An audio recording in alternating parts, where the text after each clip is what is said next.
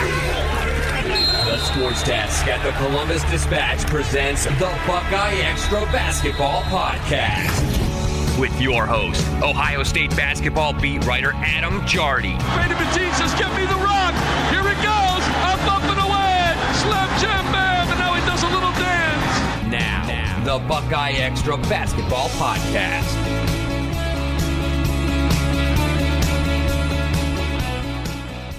Hello, everyone. This is Adam Jardy from the Columbus Dispatch. Today is Thursday, October 30th, 2025, and it's my official duty to welcome you in episode 504 of the BuckeyeXtra Men's Basketball Podcast.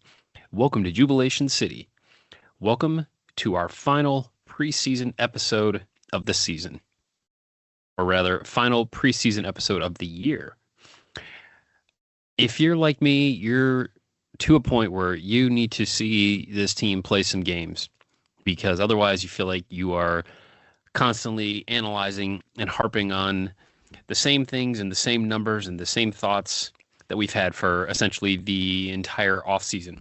I hit a point today where I realized that, and this happens inevitably with every preseason, you start being able to immediately recall a couple of statistics that you should not be able to have memorized and just have them come right to your brain. Like, oh, Devin Royal averaged 13.7 points and a team-high 6.9 rebounds last season.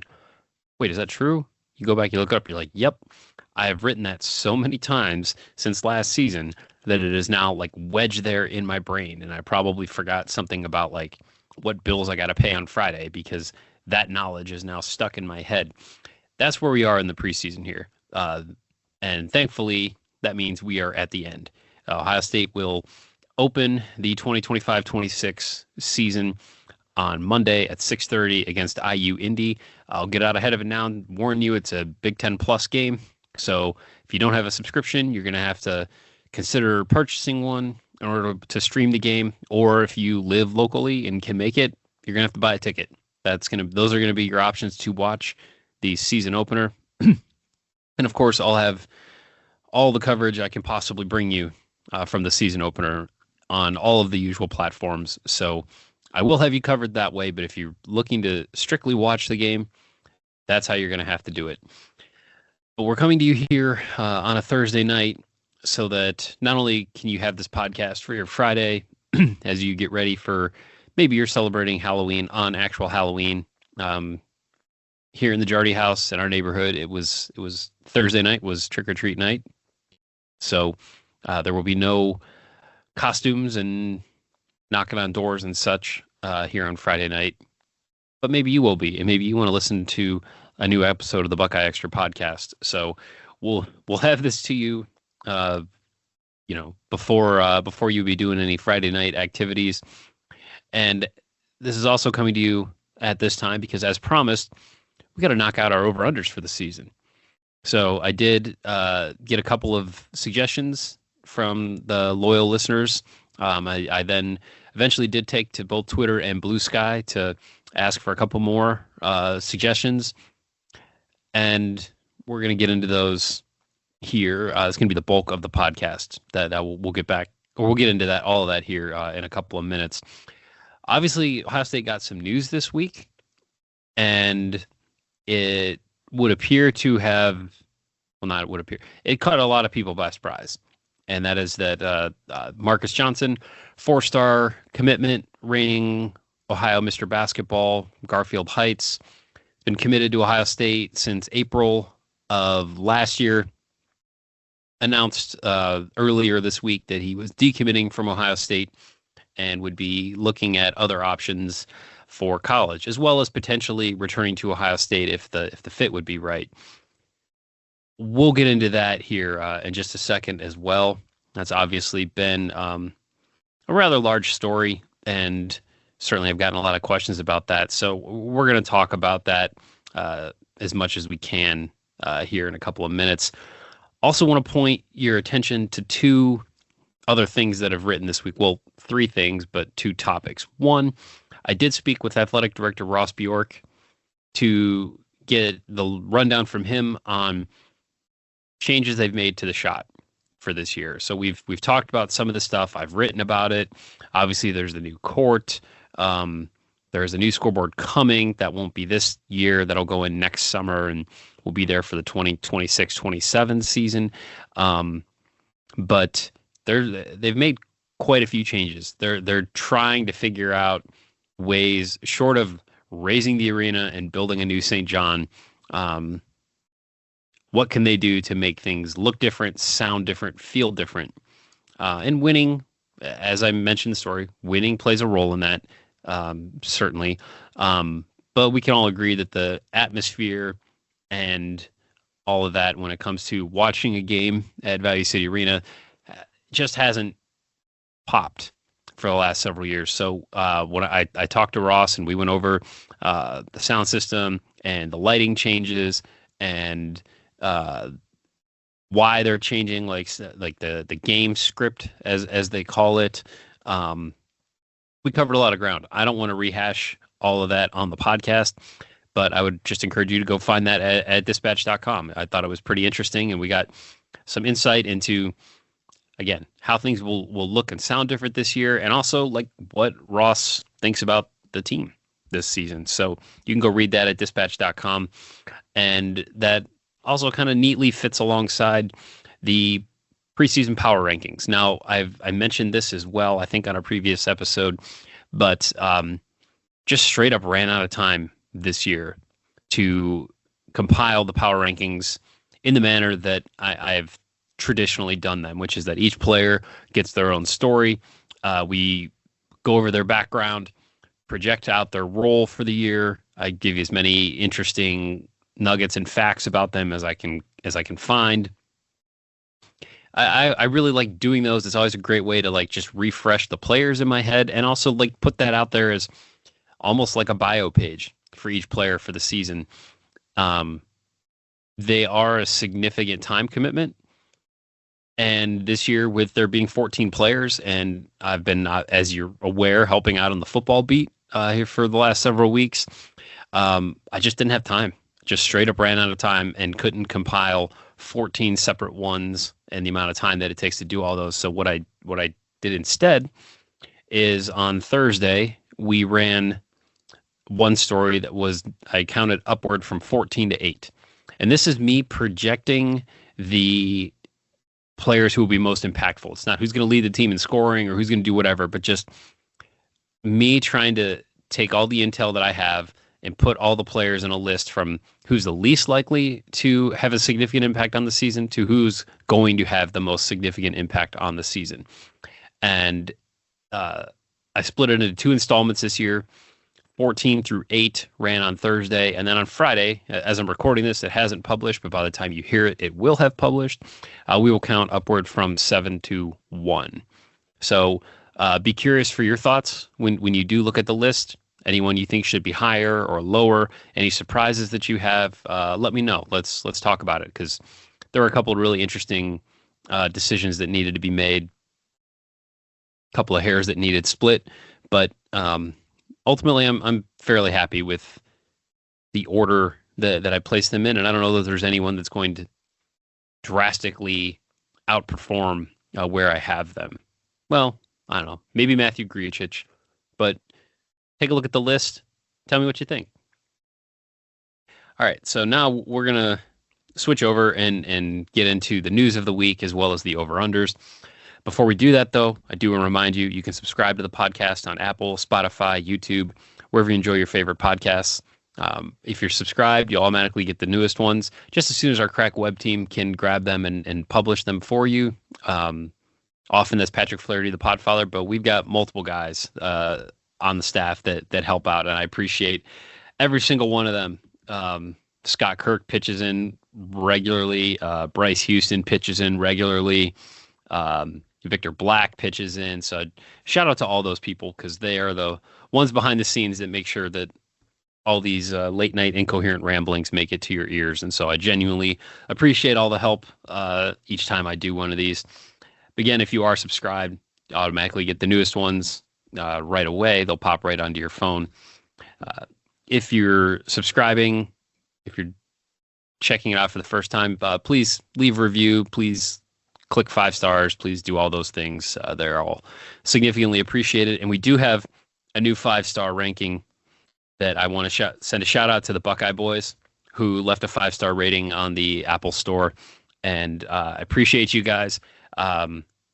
Looking forward to hopefully seeing you at a game, even though I know if you're at a game, that means you're not in your usual seats at home in the basement. But appreciate you guys. Had a great, for those of you that might be unfamiliar, but 3 seasons ago when Ohio State, things just went off the rails and they lost 14 of 15 and just, difficult year to say the least. And I found out about a group of friends who had made a commitment that year to watch every game together. And I thought I really enjoyed getting to know those guys and getting to tell their story. It's one of the most enjoyable things I've gotten to write on this beat. And I thought it was also just, I don't know, Alanis Morissette would tell us it was ironic that they made this awesome commitment and kind of strengthened their friendships together and went through this experience together. And it was like the worst Ohio State basketball season in like 25 years. And they got to sit through all of it together. So appreciate you guys. Appreciate the review. Thanks for listening. Thanks for supporting the work. And look forward to hearing from you as the season goes on.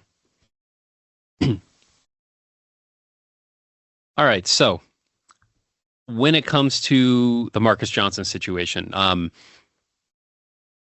one thing, well, I've been trying to figure out like how much to talk about this, honestly, because I don't know that there's a ton to really glean from what has been said and at least the reasons being given for why this decision was made.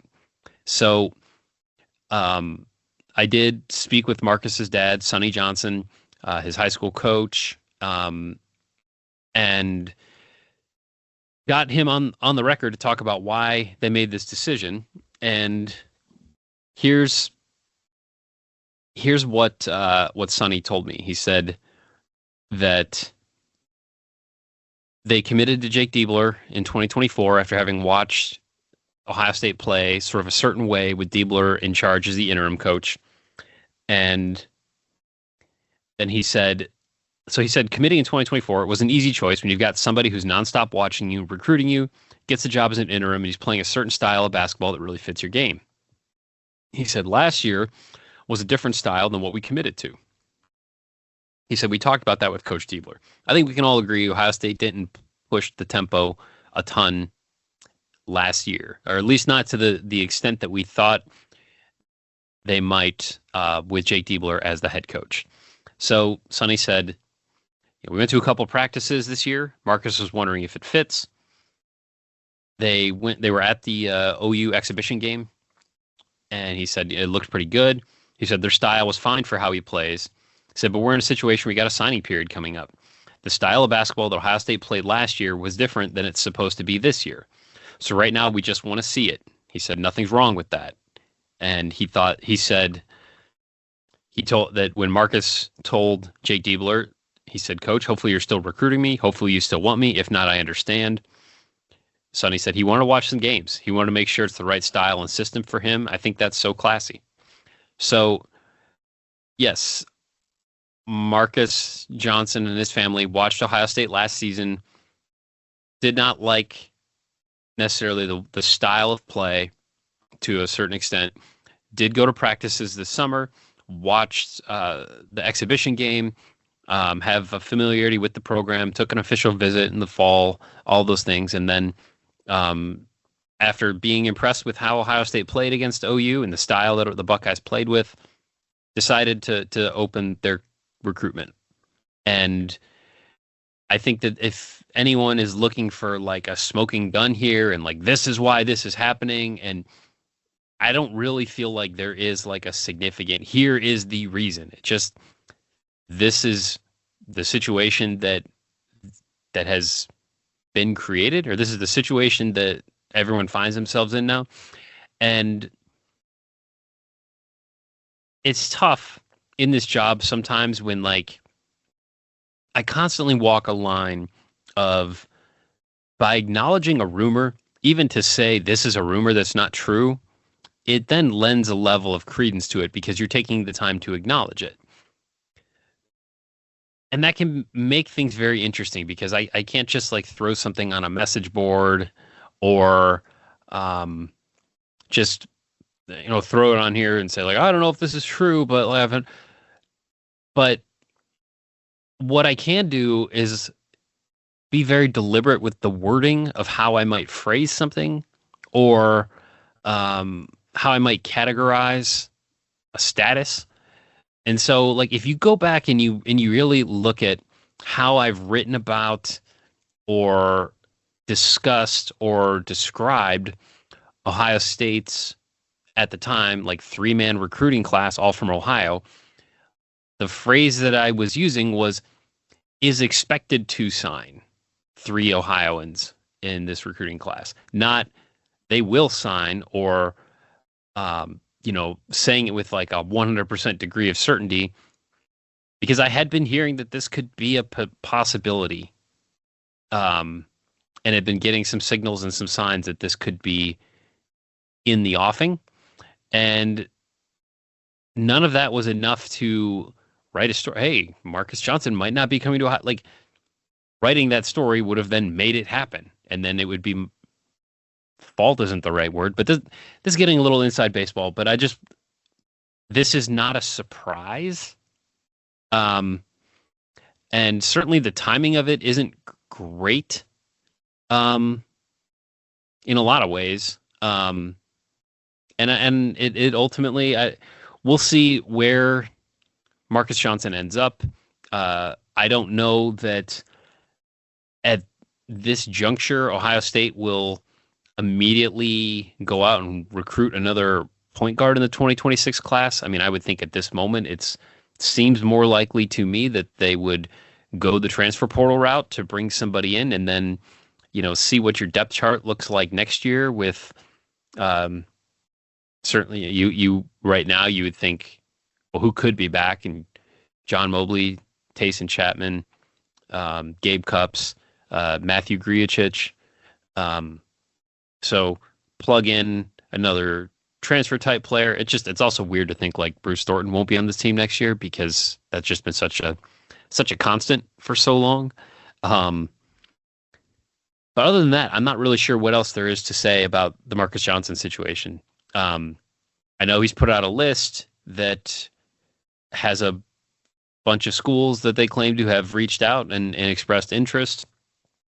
We'll see where this one goes. But that was a big story this week. And I guess the other thing that's probably worth saying is that like this has zero impact on Anthony Thompson and his decision. Obviously, 5-star commitment forward from playing at Western Reserve Academy. This does not impact his decision to come to Ohio State in any way, shape, or form. He is still very firmly committed to Ohio State. He chose Ohio State for his reasons and not for anyone else's reasons, and not like because of someone else's decision or anything like that. Like he picked it because he believes it's the right school for him. So this doesn't change anything there in any way. So that should probably get mentioned as well. All right. So let's get to some over-unders here. I appreciate everyone who reached out. I did have a couple of people that sent in multiple ones, and it didn't seem fair to maybe do like 4 from a person. So if you sent me multiple ones, I just kind of grabbed maybe 2 of them. But we're gonna dive into this. Let's see what we can get into. So I had first one here from @sincerelyjwalt on Twitter, who said over under 38% 3-point field goal percentage for Ohio State's starting backcourt. So 38% 3-point shooting from Ohio State's starting backcourt. Now, starting backcourt is going to be Bruce Thornton and John Mobley. And you look at last year, Bruce Thornton was 42.4% from 3, and John Mobley was 38.5% from 3, and that actually was a dip. I mean, you look at like, I should have looked this up. I researched so much for this, but I didn't look this one thing up. Going into like the last 6-7 games, he shot like 28% from 3, and so his percentage dipped significantly. That's where the fatigue certainly kicked in. That's where that illness that went around through the team kicked in as well. So if you're asking me if I think that Bruce Thornton and John Mobley will shoot a combined 38% from three, I am hammering the over on that one every single day, and I think they will. I think they will well eclipse. Well, I shouldn't say well eclipse, but I would probably set the over under on the two of them at like 40.5%, and I still might take the over. Those guys are going to make a lot of threes. So along those lines, this one's from Steve K. Number of games where someone other than Bruce or Mobley makes the most three-pointers. He said with maybe 34 games, I'd say 8. So this was fun. I was surprised as I dug into the numbers on this. And these are the kinds of I love these kinds of questions. That's what makes doing this so much fun. So last year, John Mobley led Ohio State he led Ohio State by, there were 9 games where he led Ohio State in the most made three-pointers. I don't know why that was hard to get out of my mouth. So there were 9 times last season where John Mobley made more three-pointers than anybody else. And there were 6 games where Bruce Thornton hit the most three-pointers on the roster. And the player who was actually second was Micah Parrish. There were 7 games last season where Micah Parrish led Ohio State in made three-pointers in a single game. Now, we're talking just games where one person made the most. Now, there were quite a few where Ohio State had multiple guys hit the same number. And sometimes that was good. Sometimes it was not. Like the loss at Wisconsin, 4 different guys each hit 1. There were 7 games where John Mobley was one of the leaders in most made three-pointers. And there were 5 games where Bruce was one of the leaders in most three-pointers made for Ohio State. So Bruce had 9 games, Mobley had 9 games, Bruce had 6. Together, there were 12 times where they tied for the lead. So we're just going to have that. We're going to say 6 combined there. So if we add all those up, 9 plus 6 plus 6 gives us 21 of 32 games where those two led the team in and made three-pointers. And that's with playing 32 games. So if we're saying Ohio State's going to play 34 games, and if we set the over-under at 8, I'm taking the over. Number of times someone other than Bruce or Junie leads the team in three-pointers. And I do think it'll be interesting to then break it down further and say, like, how many times does Devin Royal do it? How many times does Brandon Knoll or Christoph Tilley or Mari Bynum hit 3 threes in the exhibition against Ohio? Like, could he have 2 or 3 games where someone else's shot isn't falling and he hits 3? When I did ask Jake Diebler at Big Ten Media Day, I said, last season, you were higher than the rest of us were on your three-point shooting. And you were consistent with that you thought this team would shoot better from 3 than any of us did. And you were right on that. I didn't think this team would shoot as well from 3 as it did. I said, so what are you similarly high on this year that the rest of us maybe aren't? And he said, we're going to be in a better three-point shooting team than we were last year. For what it's worth, Ohio State did shoot 36.8% from 3 last season. So next one. Okay, so from Jason C., who said, it's so intriguing to have a passer in the post. Might we have a post center on our hands? Tilly Jokic? Tilly Chamberlain? How many games will Tilly have more assists than Thornton? He said over under at 5 games. He said, I take the over. I'm going to take the under on this one at 5 games. I think I might look foolish for doing this. I still think that Bruce Thornton and John Mobley will probably be 1 and 2 in assists for Ohio State, and I think maybe Tilly is 3rd. But I just think like Bruce is going to have the ball in his hands so much. The way this team looks positioned to share the ball and the assist rate being as high as it is, we might get some really wonky assist numbers this year. And maybe we're looking at this and saying like, yeah, it was Bruce and Junie who were 1 and 2, but like Tilly was third, but still blew past any assist number for a big man that we can recall in the last 50 years. Like the assist numbers are going to be fun to track this year, I think. And it will be curious to see who emerges where. I still sort of resist the thought that Ohio State's center will have more than 5 games where it has more assists than its point guard. But I also reserve the right to be wrong on that. And this is going to be a fun one to look back on in April. Because I could very well be way off. I don't know. That's a great question, Jason. I liked it a lot. Also, I believe this is also from Jason. Tilly triple-double watch. So we got some really good Tilly comparisons here. But he said, number of games, Christopher. I think it's just Christoph. I don't think it's Christopher. I need to double-check that with him.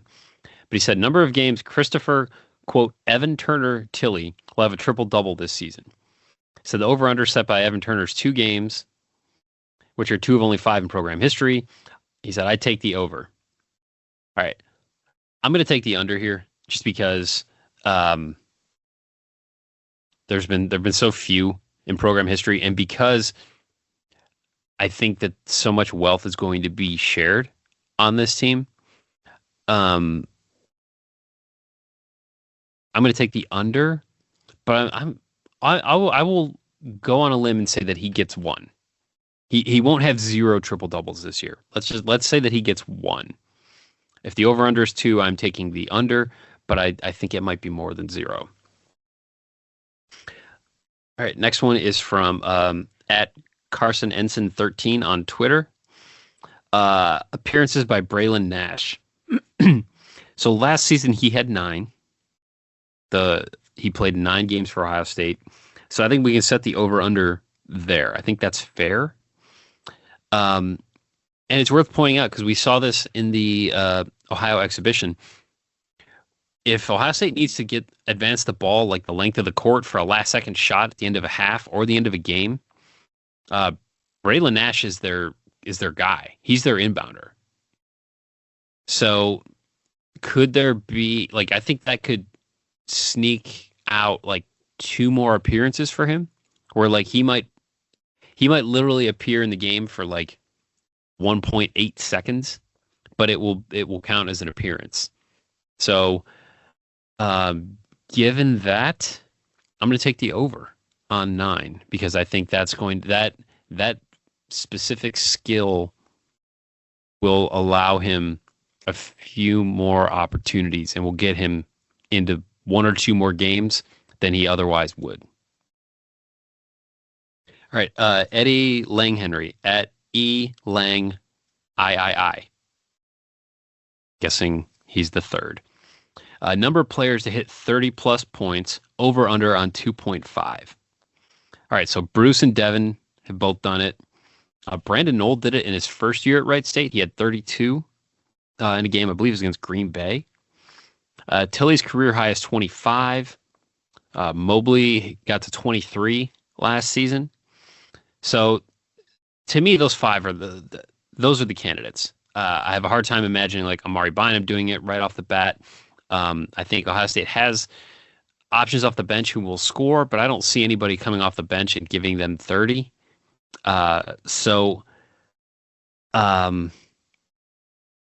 we're going to set the over-under 2.5 players to hit 30-plus points,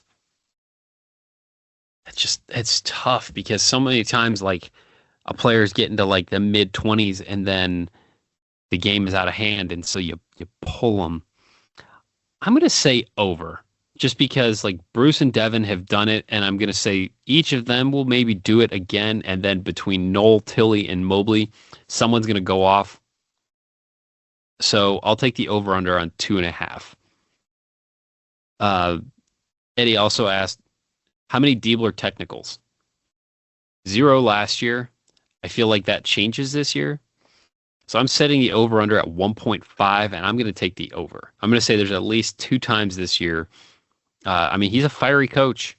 I'm surprised he didn't get one last year. I don't think he'll get the same grace period this year. So I'm going to take the over-under, or I'm going to take the over on 1.5 technicals for Jake Diebler this year. All right, I got some from a familiar name here, Connor Lamons from Land Grant Holy Land. Good guy, fun to talk hoops with. I've been a guest on his podcast before. He said, long-time listener, first-time caller. He said, how many double overtime games will Ohio State play this season? He set the over-under at 0.5, and he takes the over. So I'm going to take the under here, Connor, and here's why. Ohio State had played 16 double overtime games prior to last year, and then played 2 last season, which is the first time that Ohio State's done something like that since the 1982-83 team. And just absolutely wild stretch of basketball for that team. I had this pulled up and then I had to look up something else. So Ohio State in overtime games.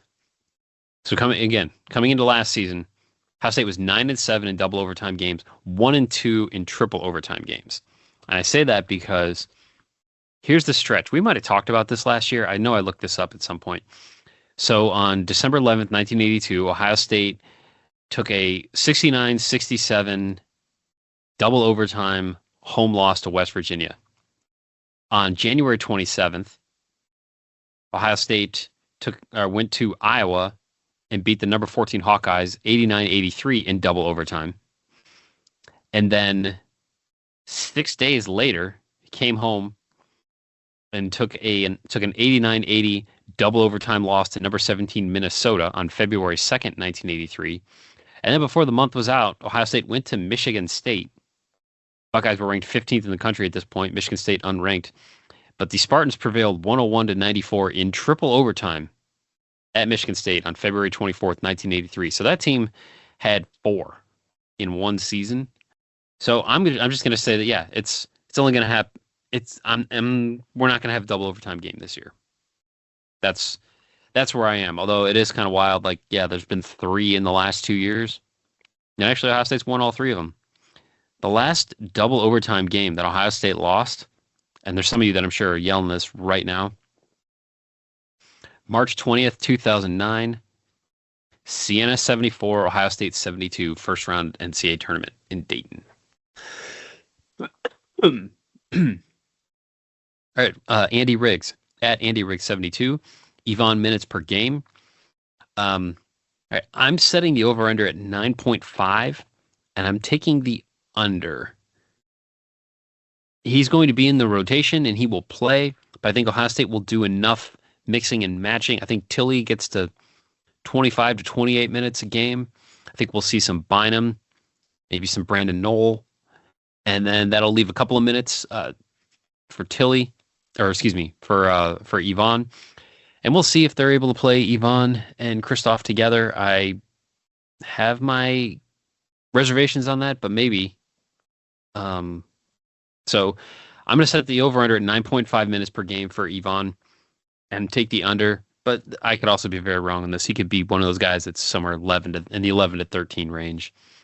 And then Andy also asked Tilly fouls per game.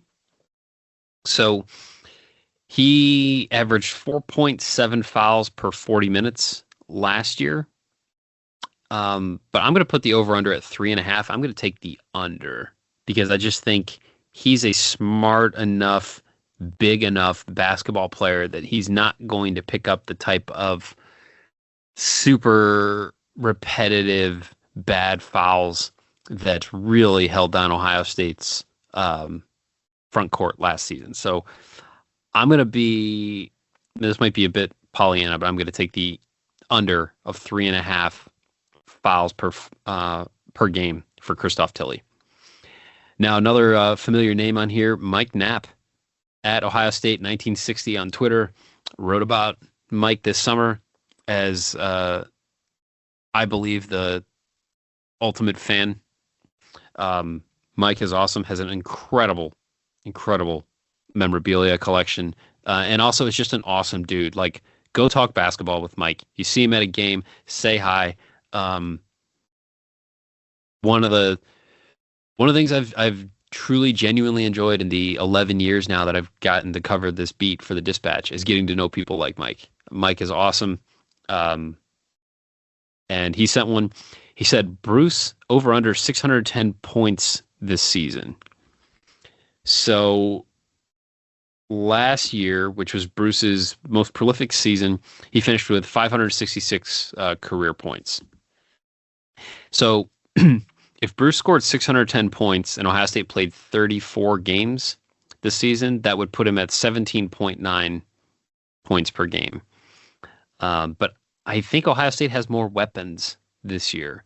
I'm actually really interested, like, how this potential pursuit of the all-time scoring record might mesh up with how Ohio State should be able to share the ball and get more contributions from multiple players instead of having to rely maybe quite so heavily on the same two or three.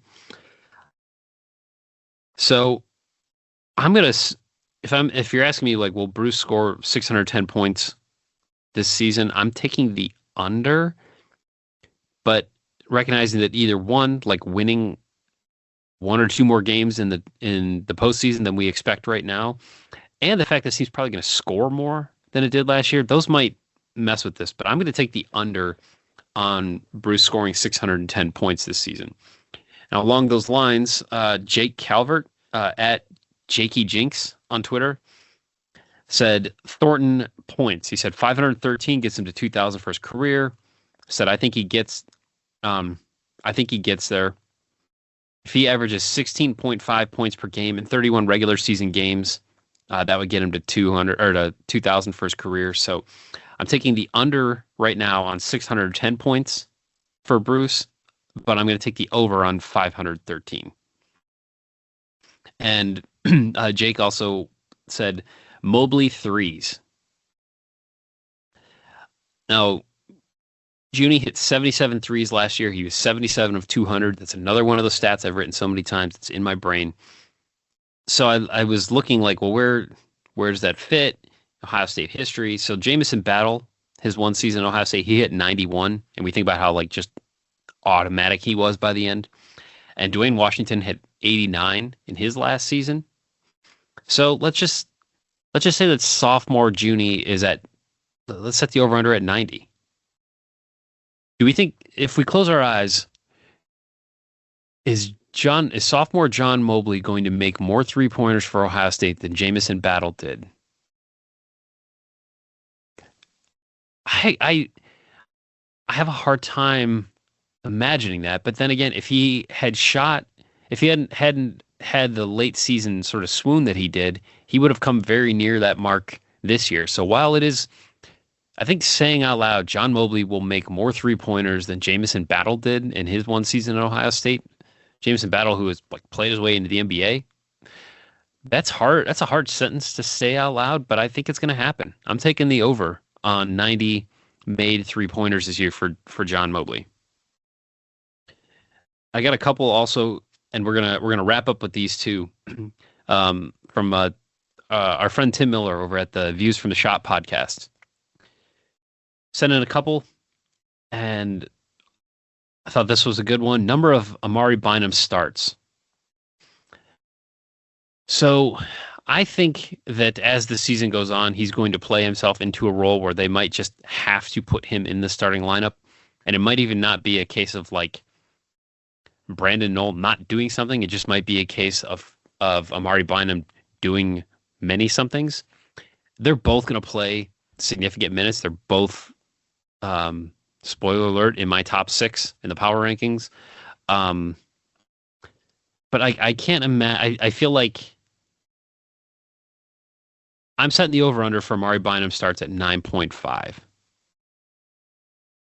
Because I also think that, like, you do get to a point in the season where it's like, okay, what's the point of making a lineup change? And I think that, like, if we are halfway through the season and it's clear that, like, Amari Bynum needs to be in that starting lineup from like the opening minute. Well, I guess literally that's the definition. If you're in the starting lineup, you're in it from the opening minute. You're in it from the opening second.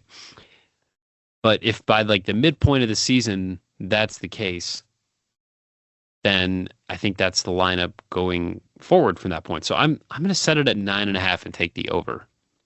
He might end up starting 0 games, but right now I've talked myself into 9.5 for the over/under on that, and I'm taking the over. Okay, and the last one here, and this is ending on a little bit of a downer note, I suppose, but Josh Ojonmuna, games played. Over/under at 0.5 is where I'm setting it. I'm taking the under, and here's why. We will talk to Jake Diebler on Friday afternoon to preview the season opener and just kind of take stock on some stuff. And so there is some roster questions I have, like Tyler Hero, Miles Hero, only played at the last minute of the exhibition game against OU. Like, I don't know. Like, does it make sense to redshirt anybody anymore? But like, is he a redshirt candidate? Like, I thought his playing time kind of maybe indicated that might make sense. So like, that's one thing. And the other thing is, we were expecting that maybe by the end of October, we might get some more clarification on Josh's status as he continues to work back from torn ACL suffered last season with Baylor. But one of the things that has, I'm using passive voice there, one of the things that has transpired in the last 2 weeks or so is the NCAA saying that like it's certainly like at least as soon as next year, they will not be implementing the 5-for-5 rule where basically like everyone gets 5 years of eligibility, use it however you see fit. Obviously right now to get that 5th year, you have to take a medical red shirt or a traditional red shirt. The COVID year is gone now, but it had been an open-ended question. Like, could all the guys who are seniors right now still actually have an extra year of eligibility for next year? And in that scenario, like if that rule had been implemented and like, I mean, stop and pause for a minute, think about a 5th year, Bruce Thornton, but that would have impacted, I would think, like Josh's situation. Does Josh, depending on where he is in his return, does he want to, for his final year of college basketball, get back to full health in February and play like a month of basketball and then the postseason and then be done? Now, if he had a 5th year, that would change things, I would think. But now that we know he will not have a 5th year, I feel like that could have a significant impact on whether or not we actually see Josh this season. And we'll see if we can get more of an update from Jake Diebler here on Friday afternoon on his status for the season. But I don't think that the NCAA announcing it would not be going to everyone gets 5 years of eligibility. I don't think that helps Ohio State's chances of seeing Josh this year. So I'm going to right now just project that we don't see him this season. This isn't someone telling me this, but this is me connecting some dots here. I'm going to say we don't see him this season. So I'm setting the over-under at 0.5 games for the big man, and I'm going to take the under. And now it's time to wrap this one up and go to bed. It's getting rather late. I got more stuff to write. Look this weekend for a story on Ryan Peden and what kind of program he's building at Illinois State. Ryan, obviously a Bexley native, Central Ohio product, who was on Chris Holtman's coaching staff at Butler and then at Ohio State, and then left Ohio State to become the head coach at Illinois State, and has a team that's projected to win the Missouri Valley, was picked to win the Missouri Valley, led by Chase Walker, big man from St. Charles High School here in Columbus, who did not enter the transfer portal and had very little interest in even like thinking about it. I went to Normal, Illinois, in between Big Ten Media Days and the Illinois football game. So that Friday, and got to spend some time with Ryan Peden and his coaching staff and Chase Walker.